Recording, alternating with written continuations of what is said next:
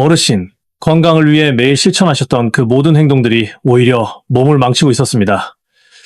의사인 제가 71세 김만수 어르신께 진료실에서 드린 말씀입니다. 오늘 우리는 홀로 거주하시며 누구보다 건강에 진심이었던 김 어르신의 하루를 웹툰처럼 따라가 보며 건강 상식의 함정을 파헤쳐 볼 것입니다. 시청자 여러분도 몇 개나 해당되는지 꼭 세어보시길 바랍니다. 김 어르신은 은퇴 후 직장 건강검진이 사라지자 내 몸은 내가 지켜야 한다는 굳은 다짐으로 여러 건강 습관을 시작하셨습니다. 매일 정해진 루틴을 철저히 지키면 노년의 질병을 막을 수 있을 거라 굳게 믿으셨죠.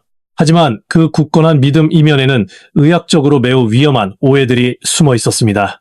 이제 그의 일은 아침부터 밤까지의 일과를 하나씩 살펴보겠습니다. 새벽 5시 30분, 김 어르신의 하루는 만보기와 함께 시작됩니다. 매일 아침 1시간 반 동안 동네를 걸으며 하루 일만 볼을 채우는 것이 그의 가장 큰 자랑거리입니다. 만보기에 찍힌 숫자를 볼 때마다 오늘도 해냈다는 성취감에 휩싸이죠.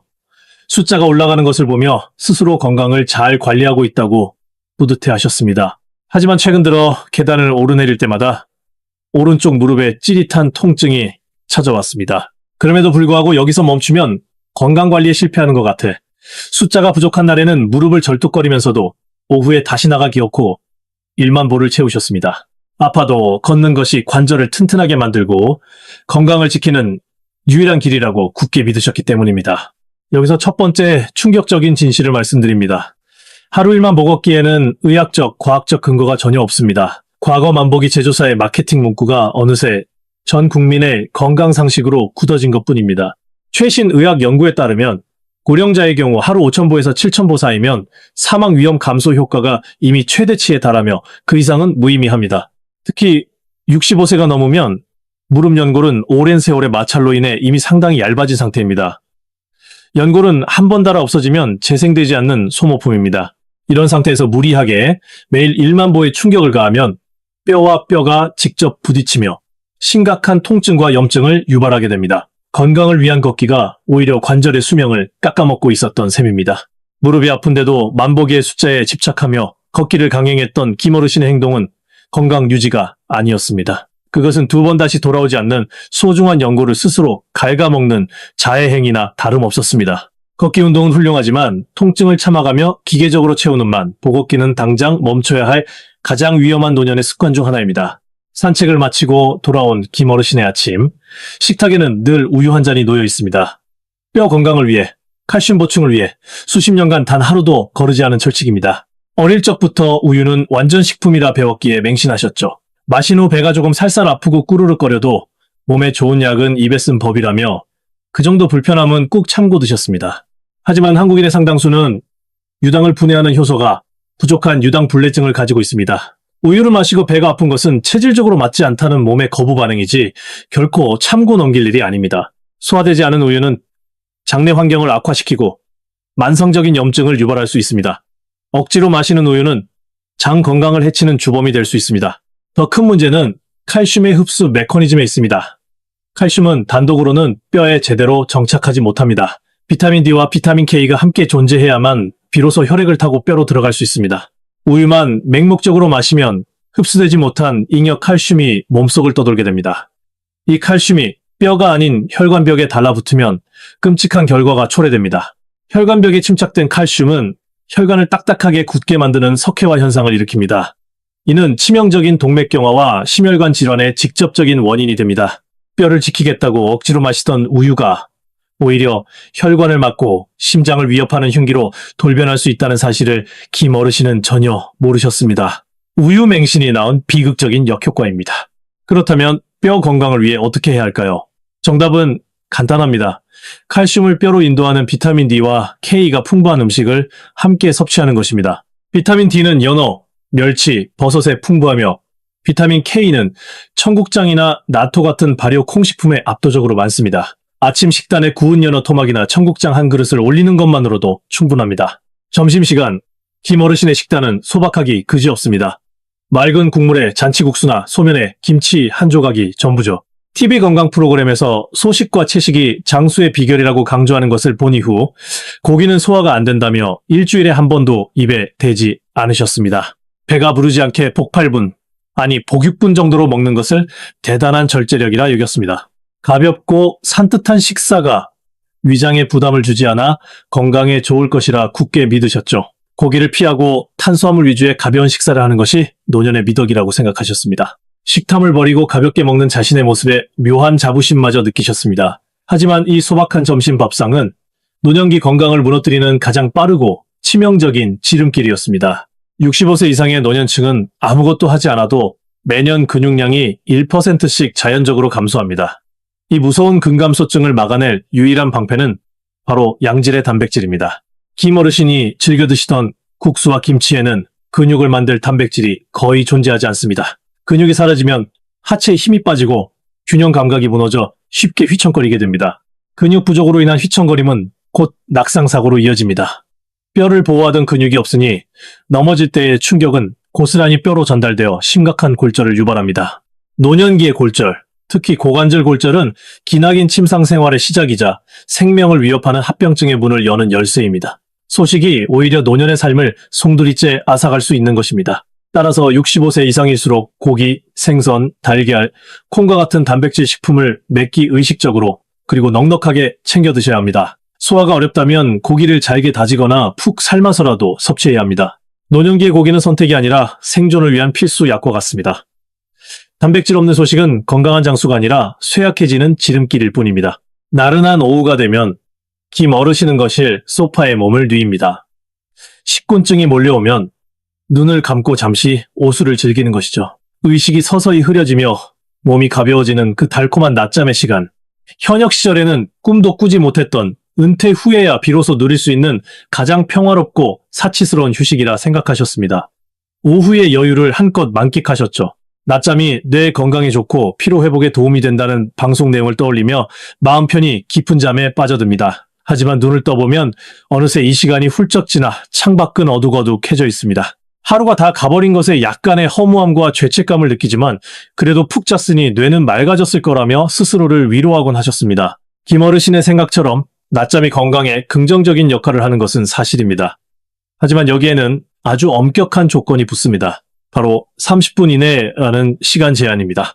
30분을 넘어가는 긴 낮잠은 우리 몸의 생체 시계를 교란시키고 오히려 도구로 작용하기 시작합니다. 수많은 의학 연구들이 긴 낮잠의 치명적인 위험성을 경고하고 있습니다.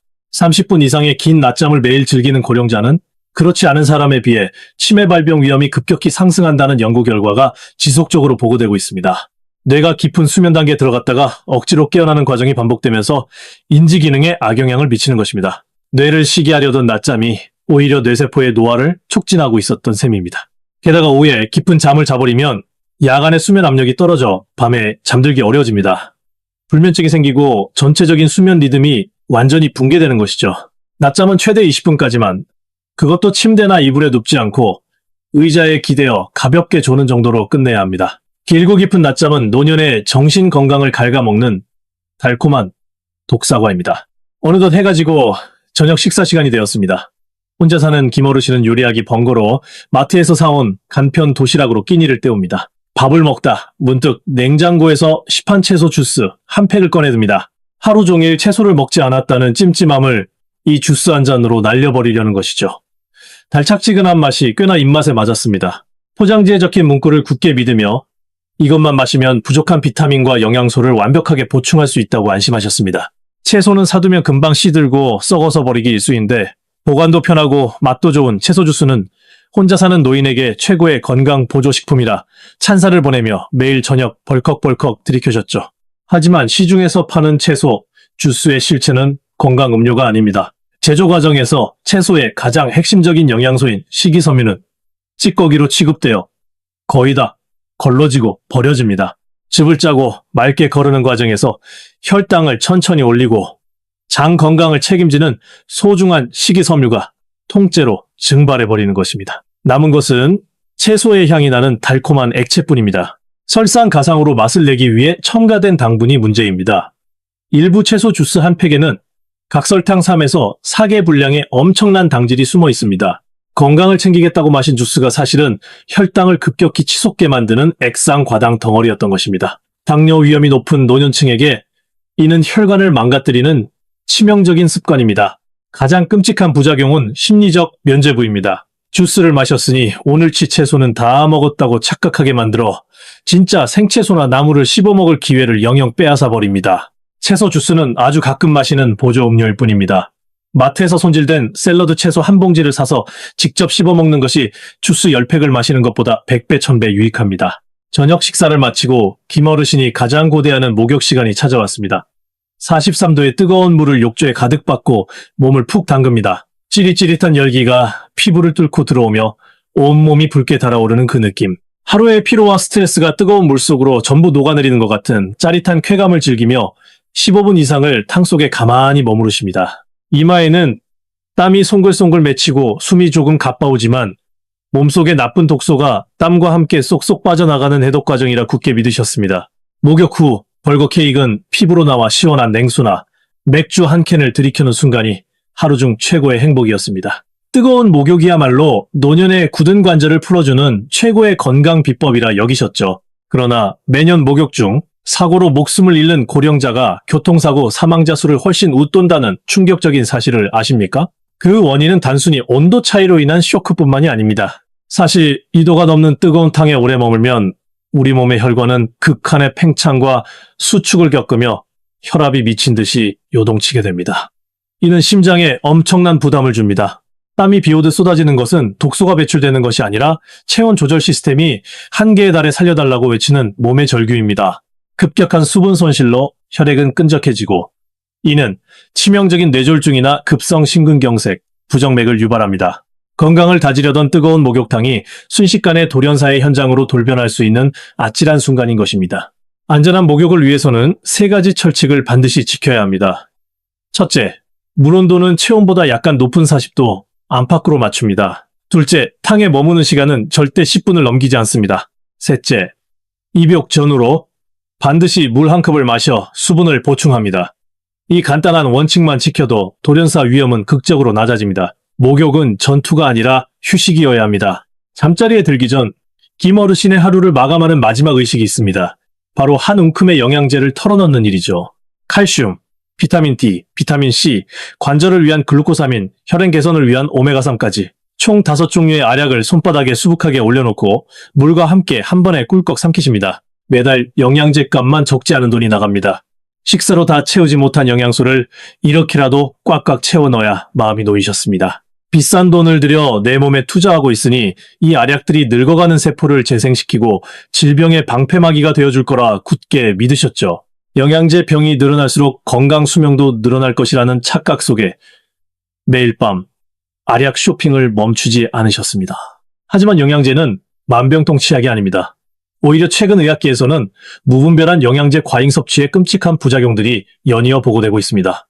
앞서 말씀드린 칼슘제의 과도한 섭취는 심혈관 석회화를 부추기고 지용성 비타민의 과잉은 간 독성을 유발해 간 기능을 조용히 파괴합니다. 영양제가 간을 망가뜨리는 독약이 될 수 있는 것입니다. 가장 위험한 것은 영양제 간의 충돌, 그리고 기존에 복용 중인 처방약과의 상호작용입니다. 예를 들어 고혈압이나 당뇨 약을 드시는 분들이 특정 영양제를 함부로 섞어 먹으면 약효가 완전히 사라지거나 치명적인 부작용이 증폭될 수 있습니다. 수많은 성분들이 뱃속에서 섞였을 때 어떤 폭발이 일어날지는 아무도 검증하지 않았습니다. 김어르신은 비싼 돈을 지불하며 스스로의 간과 신장을 망가뜨리는 위험한 도박을 하고 계셨던 겁니다. 영양제는 반드시 주치의나 전문 약사와 상담하여 현재 내 몸에 진짜로 결핍된 성분 한두 가지만 최소한으로 좁혀서 드셔야 합니다. 넘치는 것은 모자란 것만 못하다는 옛말은 노년의 영양제 섭취에 가장 정확하게 들어맞는 진리입니다. 자, 지금까지 김어르신의 하루를 통해 살펴본 7가지 치명적인 건강 습관. 시청자 여러분은 이 중 몇 개나 해당되셨습니까? 만약 3개 이하라면 지금부터 조금만 궤도를 수정하시면 충분히 건강을 지키실 수 있습니다. 하지만 4개 이상 해당되신다면 여러분의 몸은 잘못된 관리로 인해 이미 속으로 비명을 지르고 있을지도 모릅니다. 하지만 너무 절망하실 필요는 없습니다. 7가지 모두에 해당되었던 김어르신도 저와의 상담 후 삶의 방식을 완전히 바꾸셨습니다. 무리한 만보기를 풀고 아침 식탁에 청국장과 연어를 올렸으며 점심엔 달걀을 추가했습니다. 낮잠은 의자에서 20분만 자고 미지근한 물로 짧게 목욕하며 영양제는 딱 2개로 줄이셨습니다. 결과는 놀라웠습니다. 무릎 통증은 사라졌고 소화불량도 고쳐졌으며 밤에는 깊은 잠에 빠져들게 되었습니다. 건강을 위해 무언가를 자꾸 더하는 것이 아니라 잘못된 것을 과감히 빼고 버리는 것이 정답이었습니다. 김어르신의 깨달음입니다. 오늘 당장 여러분의 일상에서 나쁜 습관 단 하나만 빼보십시오. 그것만으로도 내일의 몸은 확실히 달라집니다.